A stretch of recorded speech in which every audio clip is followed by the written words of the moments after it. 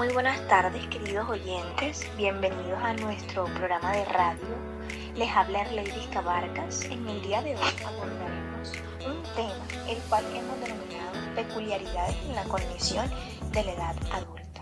Para eso, para ampliar el conocimiento, tenemos a dos expertos en la temática, quien van a intervenir y los vamos a escuchar acerca de sus opiniones.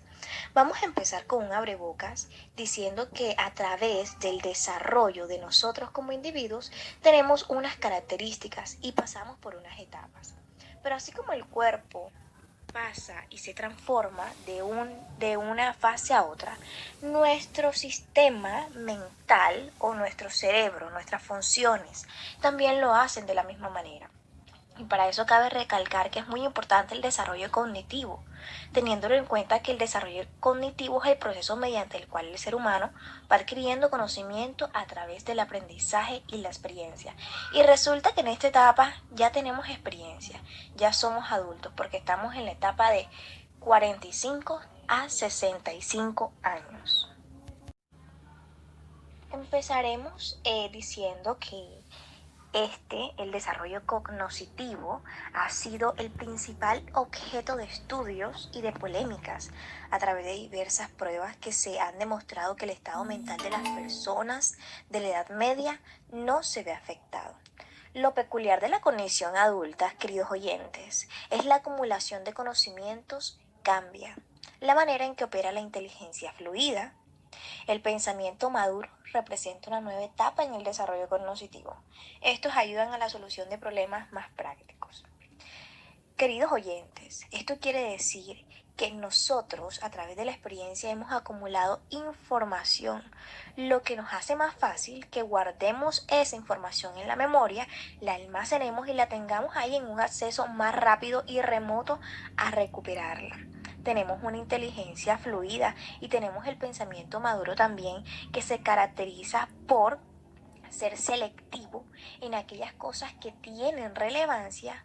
¿Por qué? Porque ya no somos los chicos de antes, que nuestra corteza o el córtex prefrontal todavía no había madurado. Aquí ya sabemos qué decir en el momento indicado. ¿No se han dado cuenta que muchas veces nos ponemos a pensar acerca de nuestra vida y decimos, es que si esto a mí me hubiese pasado antes, o si yo hubiese sabido esto antes? Es por eso, por la inteligencia cristalizada, por cómo opera la mente, por las cosas que hemos guardado en nuestro vagón de la memoria. En esto interviene el desarrollo cognitivo, ya que nos ayuda a resolver todos los problemas que nos demanda la cotidianidad. No es lo mismo ser madre, no es lo mismo ser madre primeriza a los 20 años, ¿cierto? Tener un niño y después tener un niño a los 30. Obviamente se va a notar la diferencia, porque ya vamos a saber, digo como mujer, ¿no? Vamos a saber qué hacer, a qué hora cambiar pañales, ver cómo el niño tiene fiebre, qué hacer cuando el niño sufre de asma y todas esas cosas. Y lo mismo cuando estudiamos una profesión. Por ejemplo, que soy psicóloga, entonces llega un paciente, a mis 20 años llega un paciente con un trastorno, límite de personalidad, por ejemplo. Empiezo a investigar, a informarme del tema, empiezo a dudar de las pruebas que les tengo que hacer, pero a la vez estudio y bueno, me decido. Pero si a los 35 años a mí me viene un paciente con un trastorno límite de personalidad, obviamente yo lo voy a saber identificar inmediatamente. ¿Por qué? Porque ese conocimiento está ahí, lo almacené a través de la experiencia. Por eso dicen que los médicos por ahí, entre más viejitos, más saben. Queridos oyentes, ahora vamos a darle paso a nuestra experta María Caro, que nos va a hablar acerca del concepto de pericia y sus características. ¿De qué se trata? Hola, buenas tardes Lizzy, ¿cómo estás? Gracias por la invitación. Bueno, quería comentarles que vengo a hablar un poco sobre la inteligencia fluida, la inteligencia cristalizada y un poco sobre el papel de la pericia. Estos términos de inteligencia fluida e inteligencia cristalizada fueron estudiados o hablados por Hom y Cattell. Ellos hablan o comienzan con este término de inteligencia fluida y cristalizada. Primeramente, tenemos que saber qué significa inteligencia fluida y cristalizada para poder llegar a entender el concepto. y poder aterrizar en el papel de la pericia. La inteligencia fluida es un tipo de inteligencia, como lo dije anteriormente, que fue propuesto por Homi Cattell, que se aplica a problemas nuevos. Son relativamente independientes de influencias educativas o culturales. La inteligencia cristalizada es ese tipo de inteligencia que ellos proponen o ellos indican que comprende la habilidad de recordar y usar la información aprendida. Pues depende de gran forma o de gran manera de la educación. ¿Cuál es la diferencia? Una de ellas, entonces, para contextualizarlo y aterrizar un poco sobre estas, la inteligencia fluida es un poco más innata, se comprende solamente de lo innato, de la inteligencia, de lo básico, de lo primitivo. No comprenden la educación, no comprende la cultura. Recordemos que la cultura también da un papel súper importante, porque por medio de la cultura tenemos aprendizaje. Eh, Hay ciertas etnias o ciertos grupos que culturalmente cocinan diferente, culturalmente tienen ciertos rituales, eh, y pues otras culturas que no. Si abarcamos un poco en nuestras casas, sabemos que hay casas que tienen culturas distintas, formas distintas de comer, formas distintas de socializar, formas distintas de interactuar entre uno y el otro. Entonces, ese tipo de forma radica educación o radica un aprendizaje. Entonces, ellos hablan de que la fluida es independiente pues de la educación y de las culturas, porque por medio de la cultura también se realiza un aprendizaje, no es tanto innato. Y la cristalizada es una inteligencia mucho más estructurada y una inteligencia mucho más producida. ¿A qué me refiero con esto? Que sí se vincula mucho la educación. No es lo mismo hablar con un grupo socioeconómico bajo que un grupo socioeconómico un poco mejor, medio o alto.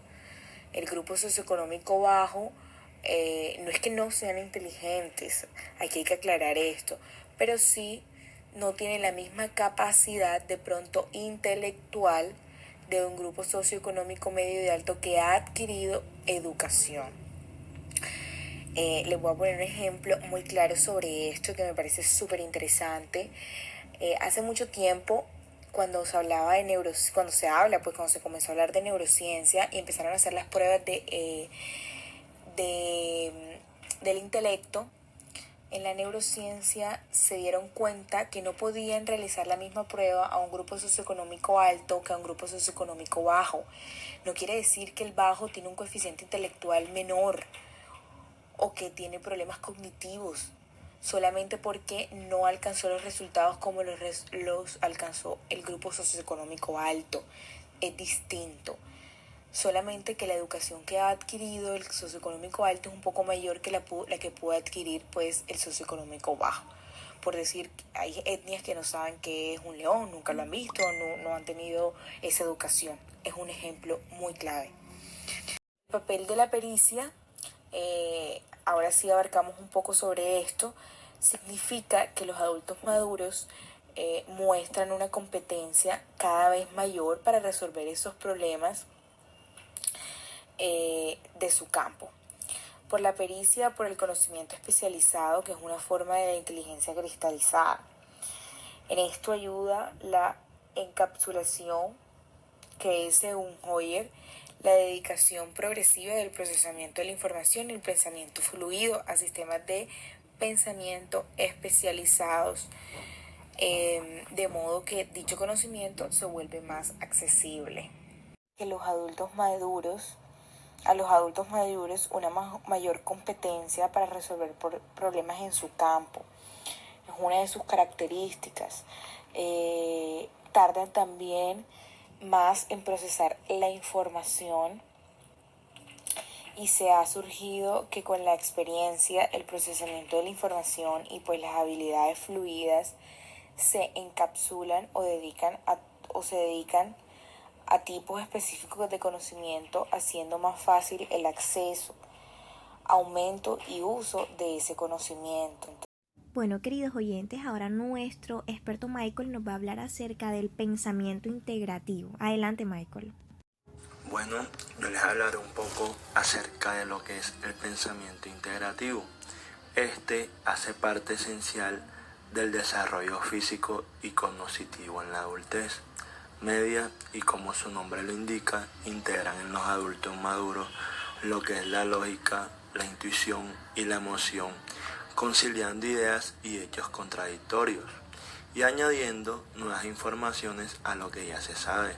Entonces, en lugar de aceptar algo por lo que aparece, lo filtran a través de su experiencia y aprendizaje de toda la vida.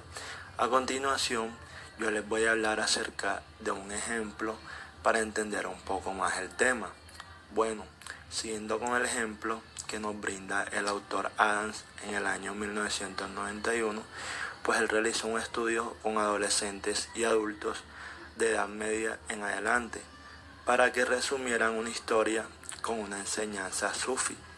Él contó una narración la cual decía que en la narración que un arroyo no podía cruzar un desierto hasta que una voz le dijo que se dejara llevar por el viento. Entonces el arroyo dudó, pero al final estuvo de acuerdo y se dejó arrastrar. Vemos en la narración pues que los adolescentes recordaron con más detalles la historia que los adultos, pero al final se limitaron básicamente a repetir el resumen con sus argumentos.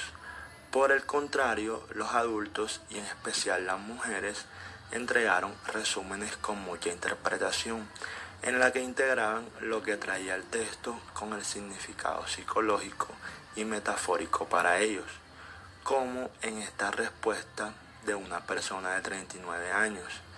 Entonces, creo que lo que trata de expresar la narración es que hay ocasiones en que las personas necesitan ayuda y a veces deben hacer cambios para alcanzar sus metas.